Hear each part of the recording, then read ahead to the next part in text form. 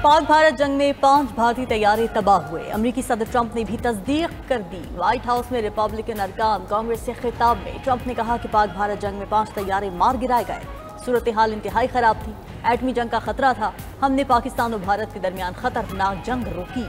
दोनों ममालिक को अमेरिका से तिजारत का मशवरा दिया। अमेरिकी सदर ने दुनिया में कई जंगें रुकवाने को काबिल फख्र करार दिया। भारत ने पहलगाम वाक़े का बेबुनियाद इल्जाम लगाकर जंग मुसल्लत की थी। पाकिस्तान ने अपने दिफा में दुश्मन को भरपूर जवाब दिया और राफेल समेत भारत के 6 जंगी तैयारे मार गिराए थे।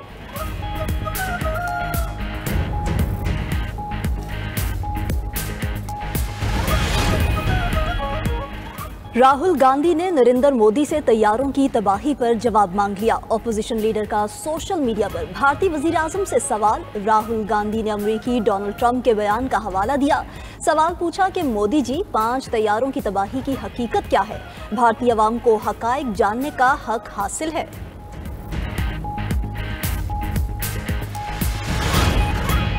पाकिस्तान ने खेल के मैदान में झंडे गाड़ दिए। पाकिस्तानी खिलाड़ियों ने एक ही दिन 3 बड़े इवेंट्स जीत लिए। पाकिस्तान ने अंडर 16 एशियन वॉलीबॉल चैंपियनशिप जीत ली। फाइनल मुकाबले में ईरान को दिलचस्प मुकाबले के बाद 3-2 सेट से शिकस्त दी। ईरान के खिलाफ पाकिस्तान की जीत का स्कोर 21-22, 30-25, 24-25, 20-28 और 15-10 रहा। पाकिस्तान ने पहली बार अंडर 16 एशियन वॉलीबॉल चैंपियनशिप जीती है। पाकिस्तान ने एक ही दिन स्नूकर के 2 बड़े इवेंट्स भी जीत लिए। मोहम्मद आसिफ ने वर्ल्ड स्नूकर चैंपियनशिप में सब्ज हिलाली परचम बुलंद किया। मोहम्मद आसिफ ने वर्ल्ड स्नूकर के फाइनल में भारतीय प्लेयर को धूल चटाई। पाकिस्तान के स्नूकर प्लेयर हसनैन अख्तर ने भी तारीख रकम कर दी। वर्ल्ड अंडर 17 स्नूकर चैंपियनशिप जीतने वाले पहले पाकिस्तानी बन गए।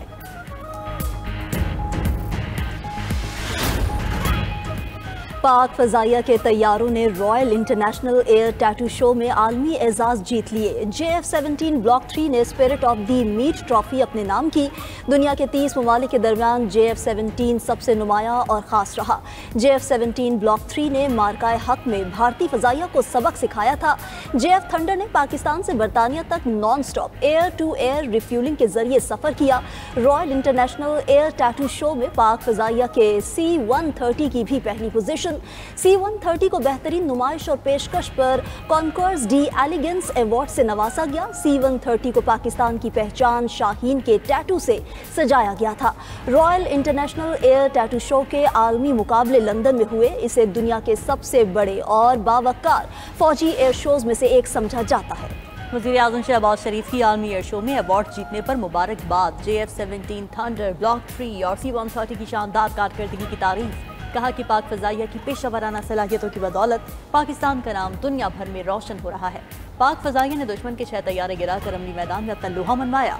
पाक फजाइया की कामयाबियां इस बात की अक्कास हैं कि मुल्क की फजाई हुदूद का दिफा मजबूत हाथों में है। पाक फजाइया ने 21वीं सदी की सबसे बड़ी और तवील फजाई जंग लड़ी। पाक फजाइया की पेशेवराना सलाहियतों की मिसाल दुनिया में दी जाती रहेगी।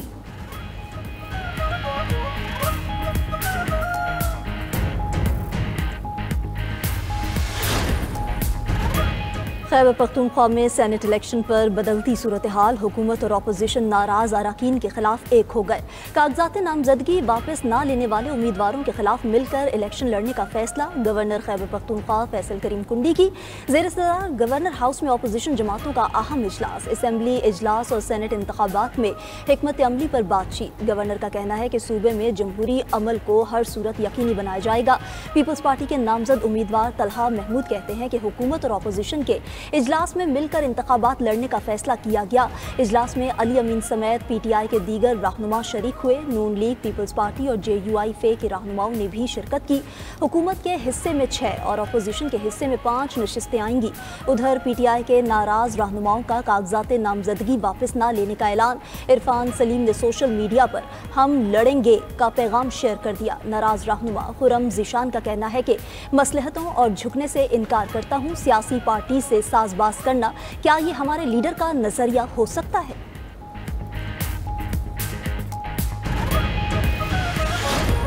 यहाँ 9 फुट पानी आया है, लोगों का बेताशा नुकसान हुआ है, बर्तन वगैरह भी कुछ चीज़ नहीं थी लोगों की, इतना नुकसान हुआ है। जो सब हैसियत है वो तो बर्दाश्त कर लेगा, लेकिन यहाँ गरीब लोग हैं। बारिश का पानी, नाले का पानी सारा मेरे घर में आया, मेरे सिर से ऊपर था पानी।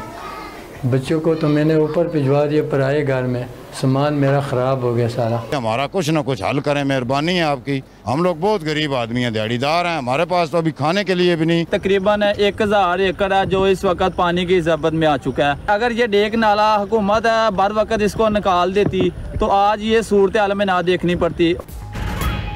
पंजाब में तूफानी बारिश और सैलाब की तबाहकारियां। हाफिजाबाद और नवाह में दर्जनों देहात पानी में डूब गए। सुखेकी के करीब नाले में 15 फीट शगाफ पड़ने से दर्जनों देहात ज़ेरे आब। पिंडी भटियां और नवाह में बारिशों का पानी जमा होने से मकानात तबाह। पिंडी भटियां में हजारों एकड़ पर खड़ी फसलें भी बर्बाद हो गईं। दरिया सतलज में गंडा सिंह वाला के मकाम पर पानी की सतह 13 फीट तक बुलंद। लिया में फ्लड अलर्ट जारी। तौसा में हिफाजती बंद को नुकसान पहुंचा। जहलम के गांव शाहपुर से 2 अफराद की लाशें मिली। फैसलाबाद में बारिशों से हादसात में 2 रोज में 11 मौत, 60 अफराद जख्मी। बारिशों में ज्यादा हादसात छतें गिरने से हुए। चकवाल में सैलाबी रेलों के बाद तबाही के मनाजिर। बारिशों से चकवाल में इंफ्रास्ट्रक्चर तबाह। बिजली का निज़ाम भी बुरी तरह मुतासिर हुआ। Secretary emergency services Punjab Rizwan Naseer की लाहौर में मीडिया से गुफ्तगू। कहा कि पंजाब में हालिया बारिशों से 119 अमवात हुई। ज्यादा नुकसान छतें गिरने और करंट लगने से हुआ।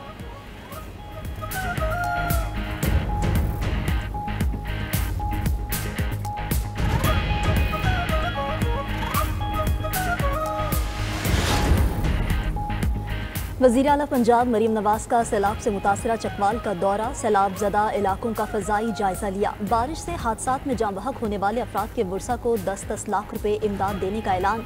वज़ीर आला की ढुमन पुल को छोटी गाड़ियों के लिए 2 दिन में खोलने की हिदायत। चकवाल में माइक्रो स्मॉल डैम की सर्वे रिपोर्ट भी मांग ली। सूबे भर में सिविल डिफेंस फोर्स को दोबारा पूरी तरह फाल करने का हुक्म। वज़ीर आला पंजाब ने बारिशों के अगले स्पेल से पहले कच्चे मकान खाली करवाने का हुक्म दे दिया। कहा कि अल्लाह का शुक्र है पूरे पंजाब में इंतजामी इदारों की गफलत या कोताही की वजह से कोई मौत नहीं हुई। कुदरती आफात पर किसी का कंट्रोल नहीं। जिंदगी और मौत अल्लाह ताला के हाथ में है।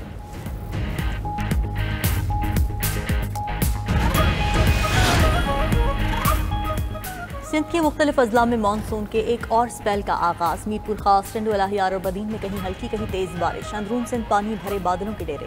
नौकोर, झड्डू, सिंधड़ी समेत दीगर इलाकों में खूब बारिश हुई। अंदरून सिंध कई शहरों में बारिश से गली मोहल्ले और शाहराहें ज़ेरे आब। जिला बदीन में भी मूसलाधार बारिश। चंद ही मिनटों में शहर पानी पानी हो गया। ठट्ठा और गिरदोनवाह में भी तेज बारिश का सिलसिला जारी।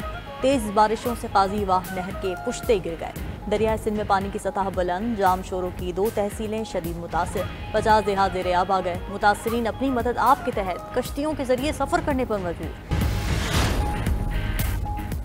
अली अमीन गंडापुर के नाकाबिले जमानत वारंट गिरफ्तारी जारी। अदालत ने अली अमीन गंडापुर को पेश होने का आखिरी मौका दे दिया।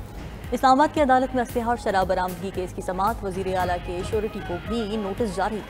अदालत ने SHO को अदालती हुक्मनामे पर अमल दरामद का हुक्म दे दिया। अदालती हुक्मनामे के मुताबिक गंडापुर ने 21 जुलाई को 342 का बयान न दिया तो मजीद मौका नहीं जाने दिया जाएगा। 8 साल से केस ज़ेर इल्तिवा है। अली अमीन गंडापुर जानबूझकर 342 का बयान रिकॉर्ड नहीं करा रहे। पेशावर हाई कोर्ट का फैसला अली अमीन के वारंट गिरफ्तारी जारी करने से नहीं रोकता।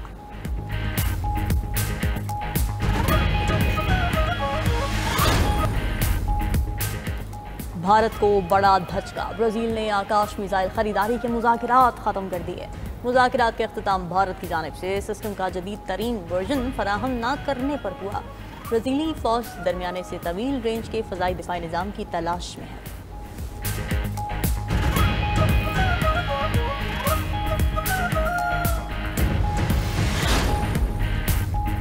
दहशतगर्द इसराइल की गजा पर वहशियाना बमबारी जारी। मजीद 60 फ़लस्तीनी शहीद, मुतअद्दिद ज़ख्मी हो गए। इसराइली फ़ौज ने इमदाद के मुंतज़िर 23 फ़लस्तीनियों को शहीद कर दिया। अक्टूबर 2023 से शहदा की मजमूई तादाद 58,667 हो गई। जर्मन चांसलर ने गजा में इसराइली इक़दामात को नाकाबिले कबूल करार दिया। उधर मकबूजा मगरबी किनारे में E1 तामीराती मनसूबे की बहाली पर बरतानिया का सख्त रद्द-ए-अमल।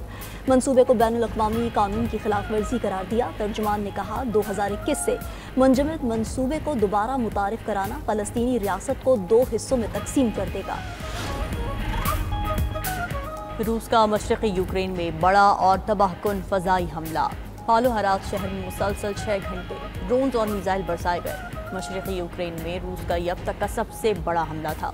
सैकड़ों ड्रोन्स और बैलिस्टिक मिसाइलों की बरसात ने इलाके को जहन्नुम बना दिया। ओडिशा में फ़ज़ाई हमले में एक शख्स हलाक हो गया। रूसी ड्रोन्स के हमले से कसीर मंजिला अपार्टमेंट को आग लग गई।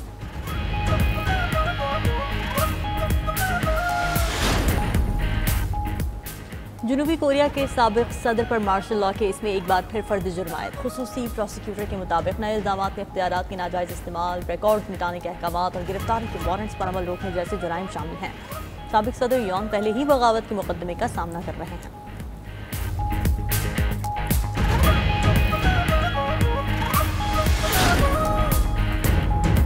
जनूबी कोरिया में 4 रोज से जारी शदीद बारिशों ने तबाही मचा दी। मुख्तलिफ हादसात में 5 अफराद हलाक, 5 लापता और 7,000 से जायद बेघर हो गए।